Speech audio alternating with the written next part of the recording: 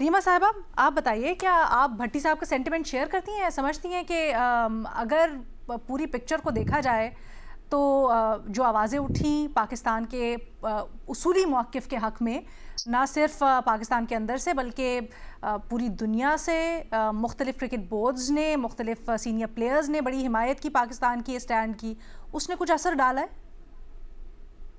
जी, शुक्रिया लीना। मैं बिल्कुल मुख्तलिफ नज़रिया है मेरा अच्छा। इस पूरे इश्यू पे। जो भट्टी साहब बात कर रहे हैं कि भारत का मीडिया कैसे पाकिस्तान के बारे में कह रहा है, यू टर्न का, पाकिस्तान की इज़्ज़त जो है वो उछाली जा रही है। मेरा ख़्याल है this is none of their concern. मैं उनको सीरियसली नहीं लेती।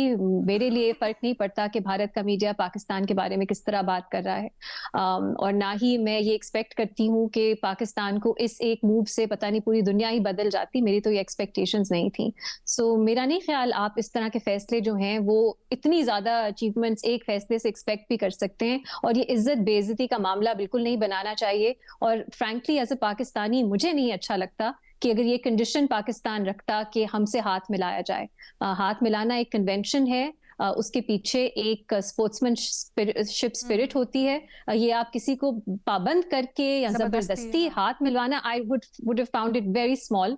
और मेरा ख्याल है पाकिस्तान को अपना एक रवैया जो है वो ग्रेसफुल रखना चाहिए। अगर भारत के प्लेयर्स नहीं हाथ मिलाना चाहते तो उनकी मर्जी।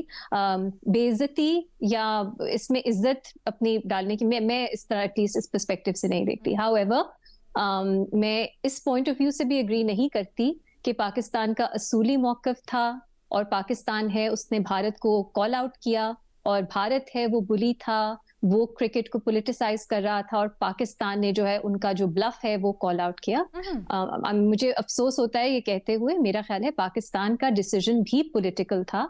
पाकिस्तान ने ये दुरुस्त है कि रिएक्शन में किया। बीसीसीआई और जो भारत की हुकूमत है वो जिस तरह से क्रिकेट को बार बार पॉलिटिसाइज कर रही थी, मेरे लिए as a former cricket lover बहुत पेनफुल था ये देखना। लेकिन एटलीस्ट मुझे खुशी होती थी कि पाकिस्तान जो है वो फिर भी ग्रेसफुल है, और पाकिस्तान एक अच्छी स्पोर्ट्समैन स्पिरिट जो है वो दिखा रहा है। लेकिन मुझे थोड़ा सा अफसोस हुआ, क्योंकि मुझे लगता है अगर बुली आपको मजबूर करके अपनी पिच पे ले आए ना, तो ये उस बुली की एक तरह से एक जीत होती है। अब हमने ये प्रेसिडेंट रखा है कि हम किस मैच को खेलेंगे नहीं खेलेंगे, उसके पीछे हमारे फॉरेन पॉलिसी कंसर्न्स होंगे, हमारे डिप्लोमेटिक कंसर्न्स होंगे।